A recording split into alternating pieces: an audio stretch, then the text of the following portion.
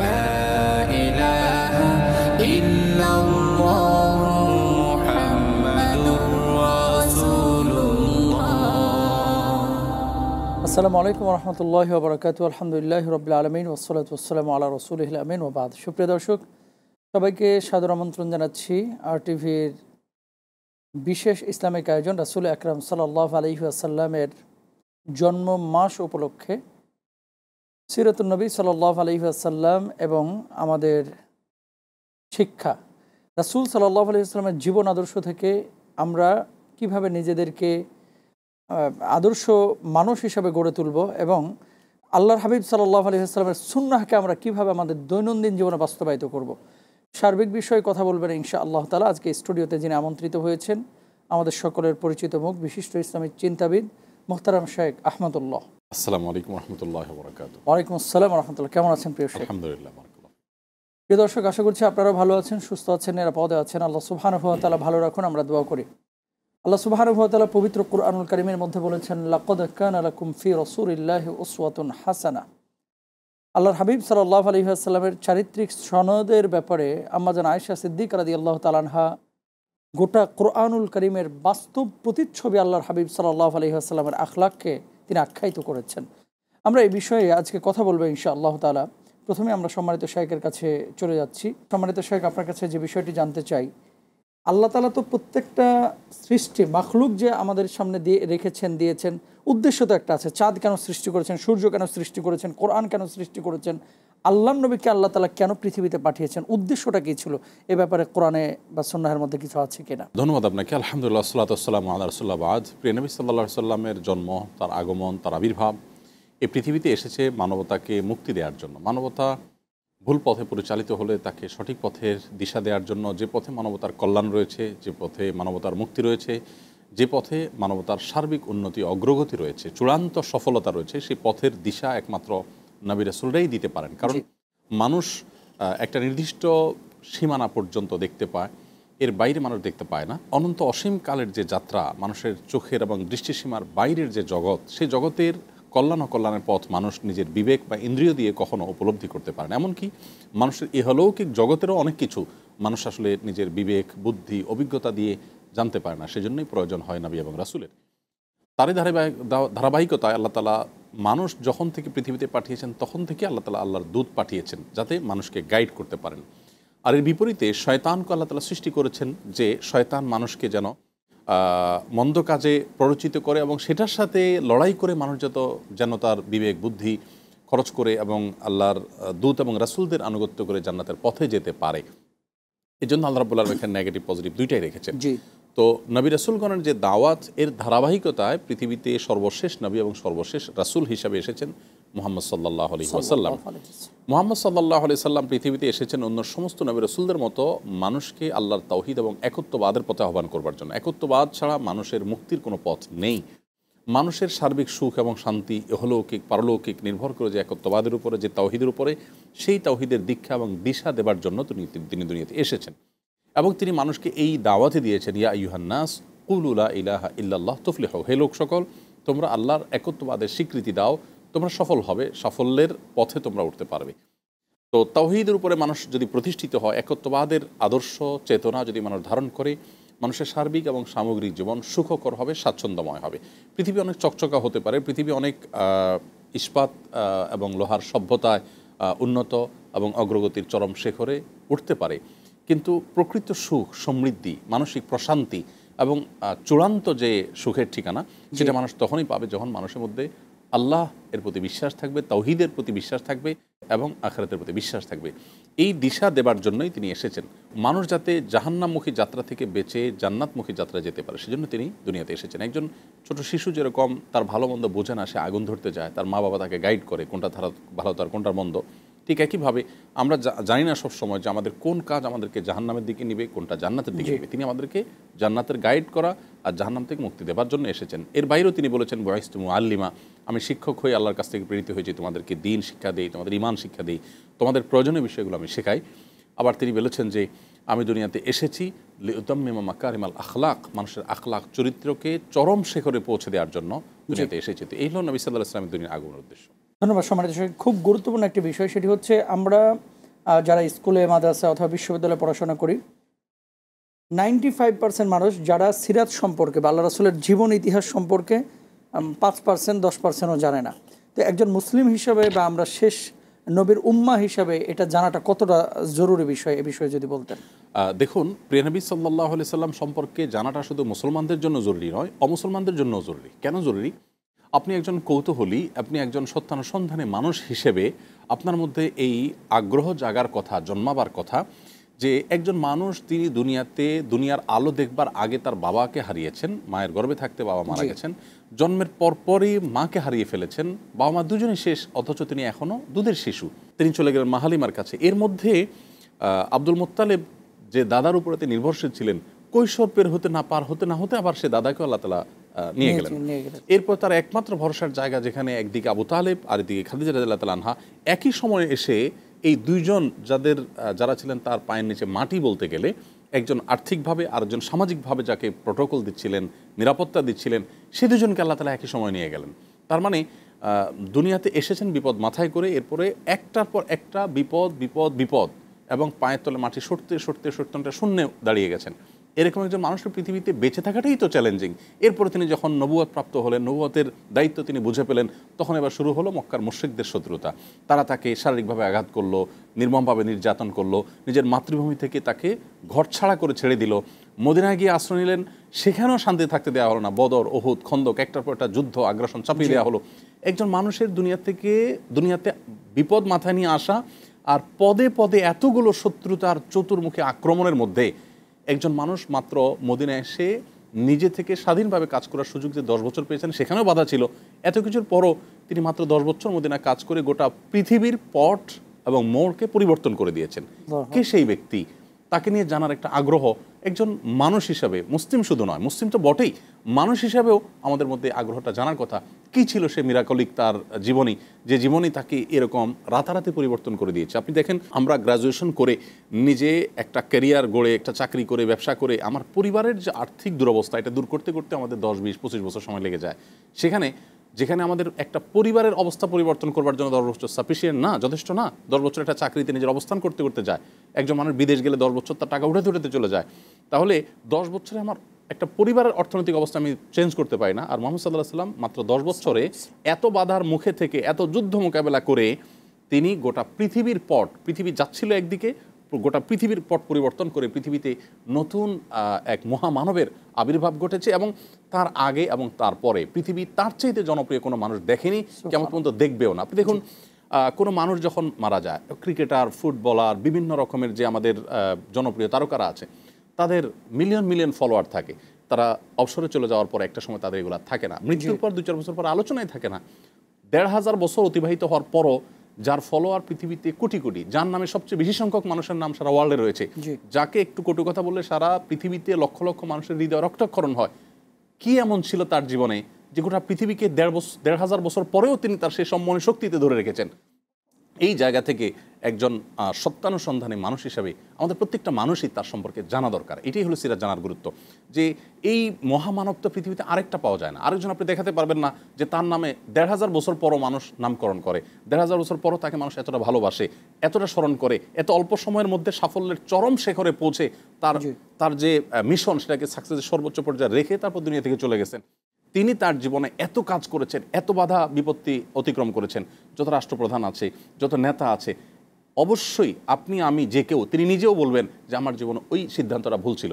মুহাম্মদ সাল্লাল্লাহু আলাইহি ওয়াসাল্লামের জীবনে একটা ডিসিশন আপনি দেখাতে পারবেন না যে বদরে, উহুদে, খন্দকে, মক্কাতে, মদিনাতে, যুদ্ধক্ষেত্রে, নিজের এলাকাতে মদিনা ইয়াহুদীদের সাথে চুক্তিটা ঠিক হয় নাই, নাউজুবিল্লাহ, অথবা আপনার হুদায়বিয়ার এই সন্ধিটাতে ভুল হয়ে গেছিল, বা অমুককে এটা বলাটা সঠিক হয় নাই, আপনি দেখাতে পারবেন না। তো এরকম একজন মানুষ যার জীবনে এত বাধার মধ্যে তার কোনো পদক্ষেপের ভুল কেউ প্রমাণ করতে পারেনি, এবং তার চেয়ে জনপ্রিয় কেউ নাই, তার চেয়ে সাকসেস কেউ নাই, এই মানুষটা সম্পর্কে জানার যে কৌতূহল, এই যে আগ্রহ, এটা আমি মনে করি প্রত্যেকটা মানুষের থাকা উচিত, আমাদের তরুণদের আরও বেশি থাকা উচিত। এমন এবং সম্মানিত শেখ, আগে তো কিতাব কেনার জন্য 3,000, 4,000, 5,000 টাকা বাজেট থাকা লাগতো। এখন তো বিভিন্ন অ্যাপ্লিকেশন বা অ্যাপসের মাধ্যমে খুব সহজে পাচ্ছে।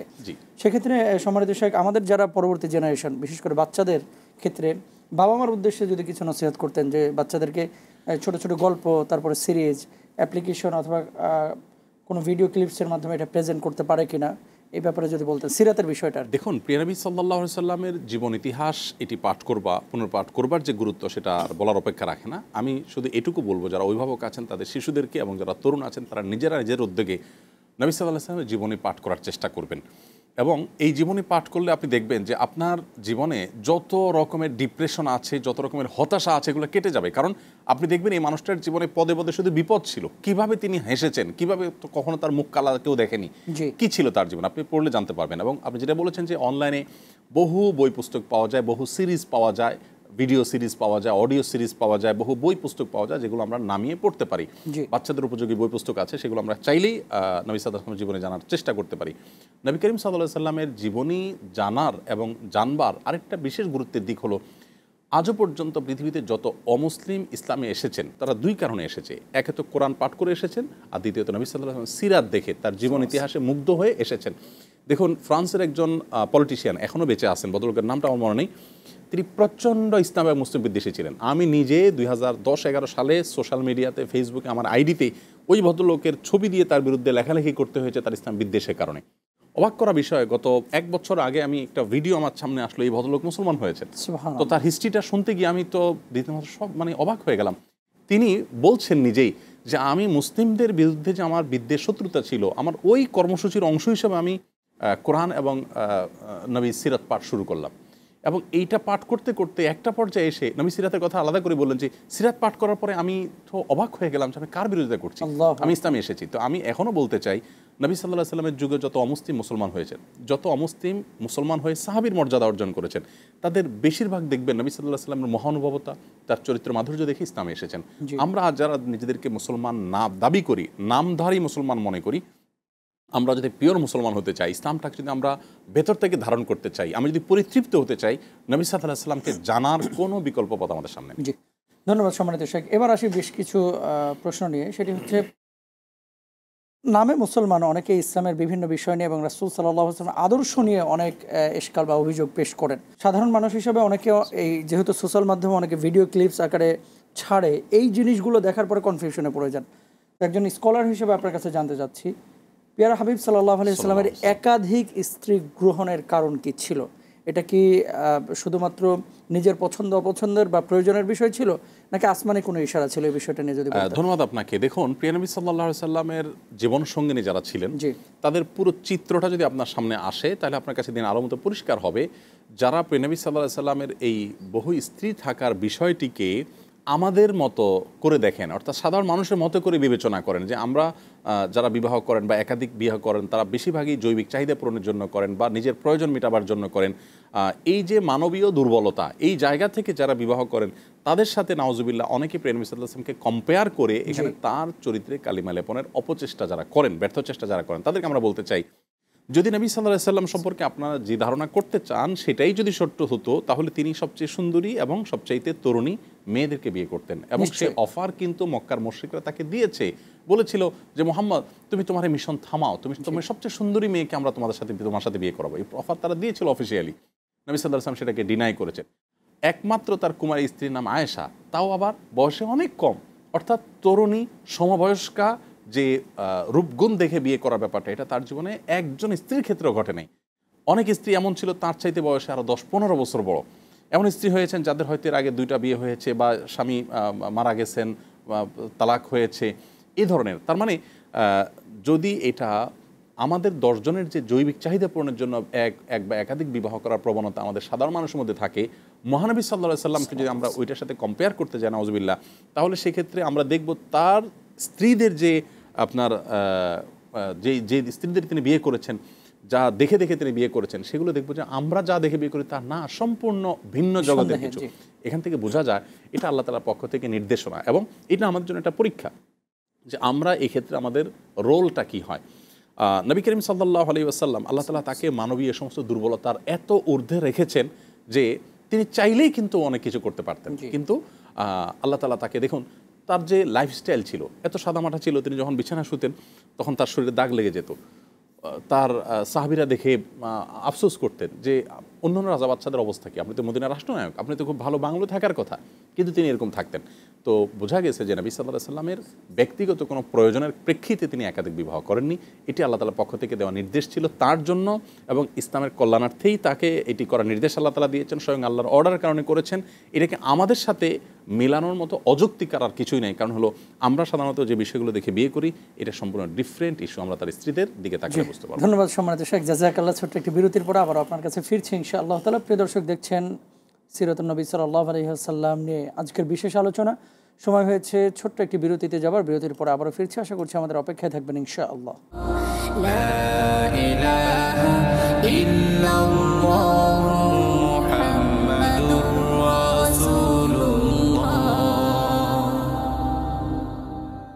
আলহামদুলিল্লাহ, বিরতির পর আবারও সবাইকে সাদর আমন্ত্রণ জানাচ্ছি। প্রিয় দর্শক, আপনারা দেখছেন আপনাদের প্রিয় অনুষ্ঠান সিরাতুন নবী সাল্লাল্লাহু আলাইহি ওয়াসাল্লাম নিয়ে বিশেষ আলোচনা করছেন আমাদের প্রিয় শেখ আহমদুল্লাহ। আবারও চলে যাচ্ছি সম্মানিত শেখের কাছে।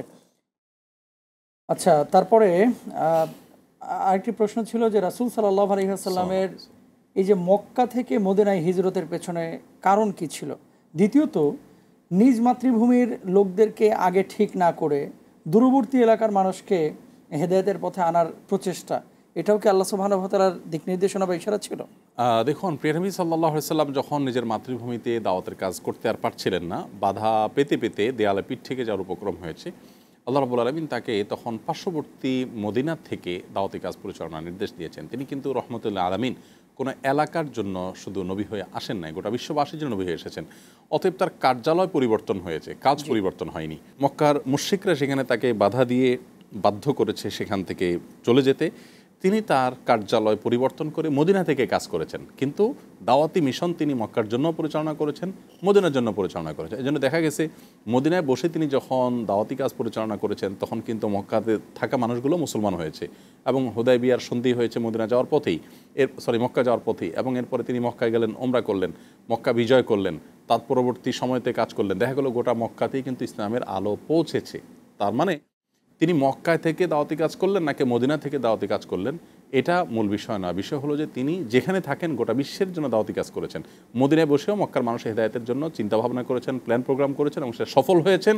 তাদেরকে ইসলামের ছায়াতলে এনেছেন, তার জীবদ্দশায় এনে তারপরে গেছেন। তাহলে বোঝা গেল যে তিনি তার মাতৃভূমির লোকদেরকে বাদ দিয়ে আরেক জায়গায় দাওয়াত দিতে গেছেন, ব্যাপারটা তা নয়। তার কাজের স্থানটা শুধুমাত্র পরিবর্তন করেছেন। এবং সেটা আপনি যেটা প্রশ্ন করেছেন যে আল্লাহ নির্দেশে কিনা, ডেফিনেটলি আল্লাহ তাআলা নির্দেশে। আল্লাহ নবী সাল্লাল্লাহু আলাইহি ওয়াসাল্লাম আল্লাহর নির্দেশের বাইরে কিছুই করেন না। মা ইয়ানতিকু আনিল হাওয়া ইন হুয়া ইল্লা ওয়াহয়ুন ইউহা। আল্লাহ বলেছেন নাতাকা ইয়ানতিকু, এটার অর্থ হলো কথা বলা, মুখ দিয়ে যা উচ্চারণ করে এটাকেই নতক বলা হয়। তো আল্লাহ বলছেন তিনি তার মুখ দিয়ে কিছুই উচ্চারণ করেন না আল্লাহর পক্ষ থেকে পাঠানো ওহী ছাড়া। এখানে আল্লাহ তাআলা এটা বলেন না মা ইউহাদ্দিসু আনিল হাওয়া, তিনি হাদিস বর্ণনা যখন করেন তখন মন থেকে করেন না, তা কিন্তু আল্লাহ বলেন নাই। আল্লাহ বলেছেন মা ইয়ানতিকু আনিল হাওয়া। পার্থক্য কি? যে তার মুখ দিয়ে যা কিছু উচ্চারিত হয়, আমাদের মুখে অনেক কিছু উচ্চারিত হয় যেটা আমরা হয়তো সাবকনশাস মাইন্ড থেকে আমরা উচ্চারণ করি, আমার অবচেতন মনে আমি উচ্চারণ করি, কি বলছি হয়তো আমি খেয়াল করে বলি না। কিন্তু তার বেলায় সেটা ছিল না, প্রতিটা শব্দ ফিল্টার্ড বাই আল্লাহ সুবহানাহু ওয়া তাআলা ছিল। যার কারণে যার প্রতিটা উক্তি আল্লাহ তাআলা পক্ষ থেকে ফিল্টার করা ছিল, সেখানে তার মক্কা থেকে মদিনা হিজরত করাটা এটা ডেফিনেটলি আল্লাহ তাআলার ইশারায় হয়েছে। দেখুন, এটাকে অনেকে মনে করেছিল বা সাদা চোখে দেখলে আমাদের মনে হবে যে তিনি বোধহয় মক্কা ছেড়ে মদিনায় এসেছেন, নাউজুবিল্লাহ, পরাজয় বরণ করেছেন কিনা, তিনি হেরে গেলেন কিনা, নিজের মিশন ছেড়ে চলে আসেন কিনা, নিজের নিরাপত্তার জন্য চলে আসেন কিনা। কিন্তু আমরা কি দেখলাম? মদিনায় আসার পর মক্কা বিজয়ের পথ সুগম হয়েছে, এবং মক্কার পুরো জমিনটা আল্লাহ তাআলা ইসলামের ছায়া তুলে এনেছেন, প্রত্যেকটা মানুষকে মুসলমান করেছেন এবং তার অনুগত করেছেন তার আদর্শ দ্বারায়, তার মহানুভবতা দ্বারায়। তাহলে তার এই হিজরতটা বরং তার উন্নতির সোপান ছিল, তার মক্কা বিজয়ের বরং মূল সূত্র ছিল। যার কারণে তার জীবনটা পুরোটাই তো মুআজিজা এবং মিরাকল দিয়ে ভরা। এই জন্যই তো তার সিরাত পাঠ করলেই মানুষ ইসলামের ছায়াতলে আসবে, ইসলামটা ভালো করে উপলব্ধি করতে পারবে। শুকরান, জাযাকাল্লাহ। খুবই গুরুত্বপূর্ণ আরেকটি বিষয়, সেটি হচ্ছে আমরা জানি তিনি নিষ্পাপ ছিলেন এবং পাপের দিকে আকৃষ্ট হওয়ার প্রশ্নই ওঠে না, নাউজুবিল্লাহ। কিন্তু সিনাচাক বা ওপেন হার্ট সার্জারি যে বিষয়টা, হৃদপিণ্ডটাকে বের করে জান্নাতি জমজমের পানি দিয়ে ধৌত করার বিষয়টা, এটার কারণটা কী ছিল সম্মানিত শেখ? কারণ কয়েকবারই তো হলো। দেখুন, নবী করিম সাল্লাল্লাহু আলাইহি ওয়াসাল্লামের আপনি যেটা বলেছেন সিনাচাক বা তার বক্ষ বিদীর্ণ করা, এই বক্ষ বিদীর্ণ করার বা ওপেন হার্ট সার্জারির মতো যেটা অনেকটা বলতে পারি, এটি তার জীবনে 2-3বার ঘটেছে। আল্লাহর পক্ষ থেকে ফেরেশতা এসে আসমান থেকে আকাশ থেকে পাত্র নিয়ে এসে, পানি নিয়ে এসে একবার শৈশবে হয়েছে, বাচ্চাদের সাথে খেলছিলেন, তাকে শুইয়ে অপারেশন করে আবার লাগিয়ে দিলেন, অলৌকিকভাবে সেটা জোড়া লেগে গেল। এটা নবী সাল্লাল্লাহু আলাইহি ওয়াসাল্লামের জীবনে 2-3 বার ঘটেছে। আজ হয়তো 2024 এই পর্যায়ে আমাদের মনে হবে তখন মেডিকেল সায়েন্স এত উন্নত ছিল না, কীভাবে এই সমস্ত হলো, আদৌ কি সম্ভব কিনা। এটা তাদের দ্বারা বলা সম্ভব যারা দুনিয়ার টেকনোলজিকে শুধু বিশ্বাস করে। আল্লাহ সুবহানাহু ওয়া তাআলার টেকনোলজি, যিনি সকল টেকনোলজির সৃষ্টিকর্তা, যার সম্পর্কে যার ধারণা নেই তারাই বলতে পারে। যাই হোক, তো নবী সাল্লাল্লাহু আলাইহি ওয়াসাল্লামের জীবনে এটা কেন হয়েছে এ সম্পর্কে ইতিহাসবিদ, সিরাতবিদ যারা আছেন তাদের অনেকের অনেক মন্তব্য এবং মূল্যায়ন আছে। এর মধ্যে একটা মন্তব্য হলো যে নবী সাল্লাল্লাহু আলাইহি ওয়াসাল্লামের সিনাকে কোনো গুনাহ থেকে পবিত্র করবার জন্য এটা করা হয়েছে তা নয়, বরং আল্লাহ তাআলা তাকে যে মেরাজ এর মাধ্যমে, ইসরার মাধ্যমে যে ঊর্ধ্বাকাশে নিয়ে যাবেন, সকল বাধা বিপত্তি ডিঙ্গি আল্লাহ তাআলা যে তাকে উপরে নেবেন, এটার জন্য উপযোগিতা তৈরি করবার জন্য এটা করেছেন। অনেকে এটা বলেন, আরও নানা কারণ থাকতে পারে। সব প্রকৃত উত্তর হলো আল্লাহ তাআলা ভালো জানেন, কারণ এর কোনো স্পেসিফিক কারণ কোরআন হাদিসে আমরা পাই না। তবে নবী করিম সাল্লাল্লাহু আলাইহি ওয়াসাল্লামকে আল্লাহ তাআলা যে নিষ্পাপ হিসাবে সৃষ্টি করেছেন, তার জীবনে কোনো পাপ হয়নি, পাপের পথে তিনি কখনো মারাবার কোনো প্রশ্নই ওঠে না। এমনকি নবুয়তের দায়িত্ব বুঝে পাওয়ার আগে তিনি শৈশবে যখন ছিলেন তখনকার একটা গল্প সিরাতে আসছে যে তিনি তার বন্ধুদের সাথে একবার কোনো একটা গানের অনুষ্ঠানে সবাই গেছে, ওনাকে নিয়ে যাওয়া হলো। ওখানে মানুষ গান, মাদক এগুলার ছড়াছড়ি থাকতো তখন সে যুগে। তিনি সেখানে যাওয়ার সাথে সাথে তার ঘুম এসে গেছে এবং অনুষ্ঠান শেষ হয়ে গেছে, তারপর তার ঘুম ভাঙছে, তারপর বন্ধুদের সাথে চলে আসছেন। তার মানে আল্লাহ সুবহানাহু ওয়া তাআলা তাকে সকল গুনাহ থেকে এইভাবে হেফাজত করেছেন। সো তার নিষ্পাপত্বের ব্যাপারে প্রশ্ন তোলবার কোনো সুযোগ আসলে কারণ নেই। শুকরান, জাযাকাল্লাহ। সম্মানিত দর্শক, এটা তো আসলে বিশাল আলোচনা, সিরাত নিয়ে আলোচনাতে একটা দুইটা প্রোগ্রামের মাধ্যমে সম্ভব না। তারপরে আমরা সংক্ষেপেই আলোকপাত করার চেষ্টা করছি ইম্পর্টেন্ট বিষয়গুলি। কেমন ছিলেন তিনি স্বামী হিসাবে? প্রিয় নবী সাল্লাল্লাহু আলাইহি ওয়াসাল্লাম স্বামী হিসাবে কেমন ছিলেন সেটা তার স্ত্রীদের মুখ থেকে আমরা জানতে পারি। আম্মা জান আয়েশা রাদিয়াল্লাহু আনহা বলেছেন যে আমি আমার শৈশবে একবার বললাম যে মদিনার মসজিদে নববীর আঙিনাতে ইথিওপিয়ানরা এক ধরনের হাডুডু টাইপ করে একটা খেলাধুলা করছিলেন বা প্রশিক্ষণমূলক খেলাধুলা করছিলেন। তো এই কম্পিটিশনটা, খেলাটা দেখার জন্য আমি আগ্রহ ব্যক্ত করলাম। তিনি আমাকে নিয়ে গেলেন, বসালেন, খেলা দেখালেন। যতক্ষণ পর্যন্ত আমি দেখতে দেখতে বিরক্ত হয়ে না বলেছি যে চলো না দেখবো না, ততক্ষণ তিনি বসেছিলেন। তার কিন্তু খেলা দেখার কোনো গরজ ছিল না, বাট আমি বলেছি, তিনি আমার জন্য সময় দিয়েছেন এবং তিনি নিজে থেকে বলেন নাই চলো তো আর কত দেখবা, এটা বলেন নাই। এর হাদিস বর্ণনা করার পর আমাদের আয়েশা একটা কমেন্ট করেছেন, এটাই স্বামী হিসাবে তিনি কেমন ছিলেন তার স্ত্রীর মুখ থেকেই তো ভালো আমরা শুনতে পারি, জানতে পারি। তিনি বলেছেন, ফকদুরু কদরাল জারিয়াতিল হাদিসাতি সিন্নাল হারিসাতি আলাল্লাহ, হে দুনিয়ার পুরুষেরা, তোমরা তোমাদের তরুণী স্ত্রীদের, যারা বিনোদন প্রিয়, সে সমস্ত স্ত্রীদের বিনোদনের ব্যাপারটিকে তোমরা খেয়াল রাখবে এবং নবী সাল্লাল্লাহু আলাইহি ওয়াসাল্লাম এখান থেকে শিক্ষা নেবে। স্বামী হিসাবে বিশ্বনবী হয়ে গোটা বিশ্বের মানুষের হেদায়েতের দায়িত্ব নিয়ে আসা মানুষটার বসে বসে খেলা দেখার সময় নেই, কিন্তু স্ত্রী বলেছেন তাকে সময় দিয়েছেন এবং তিনি বাসায় কাজ করতেন, নিজের হাতে নিজের কাপড় চোপড় সেলাই করা, জুতা সেলাই করা এগুলো করতেন। আবার স্ত্রীগণের রান্না বাড়া, অন্যান্য ঘরোয়া কাজে তিনি সহযোগিতা করতেন। কোনো দিন কাউকে শারীরিকভাবে কোনো স্ত্রীকে তিনি প্রহার করেন নাই, কোনো কটু কথা বলার প্রশ্নই ওঠে না। এমনকি স্ত্রীদের পারস্পরিক মনোমালিন্যর ক্ষেত্রেও তিনি পরম ধৈর্যের পরিচয় দিয়েছেন। কখনো কাউকে ধমক দিয়ে কথা বলেননি। অভিমান করেছেন এক দুবার, অভিমান করে হয়তো বাসায় যাননি, মসজিদ থেকেছেন সীমিত সময়ের জন্য, আবার চলে গেছেন। তো নবী সাল্লাল্লাহু আলাইহি ওয়াসাল্লাম স্বামী হিসাবে কেমন ছিলেন, আপনি যেমনটি বলেন, এটা আসলে 1-2 এপিসোডে আলোচনার বিষয় না। ধন্যবাদ সম্মানিত শেখ, জাযাকাল্লাহ। অনেক গুরুত্বপূর্ণ তথ্য আজকের পর্বে আমরা পেয়েছি আলহামদুলিল্লাহ। অনেক প্রশ্ন যেটা আমাদের দর্শকদের মধ্যে ছিল হয়তো বা কেটে যাবে ইনশাআল্লাহ, দূরীভূত হবে। আল্লাহ তাআলা আপনাকে জাযায়ে খায়ের দান করুন, অনেক কষ্ট করলেন। প্রিয় দর্শক, আপনারা দেখছিলেন এতক্ষণ আপনাদের প্রিয় অনুষ্ঠান এবং সিরাতুন নবী সাল্লাল্লাহু আলাইহি ওয়াসাল্লামের বিশেষ আলোচনা আজকের এই আয়োজনে আমরা উপস্থাপন করার চেষ্টা করেছি।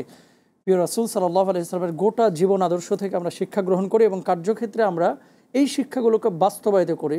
রাষ্ট্রীয় জীবনে, পারিবারিক জীবনে, সামাজিক জীবনে, ব্যক্তি জীবনে, আমলের জীবনে ইনশাআল্লাহ আল্লাহ তাআলা আমাদেরকে সফল করবেন। সবাই ভালো থাকুন। সবার জন্য অনেক অনেক দোয়া এবং ভালোবাসা জানিয়ে আজকের মতো বিদায় নিচ্ছি। আল্লাহ হাফেজ। আসসালামু আলাইকুম ওয়া রাহমাতুল্লাহ।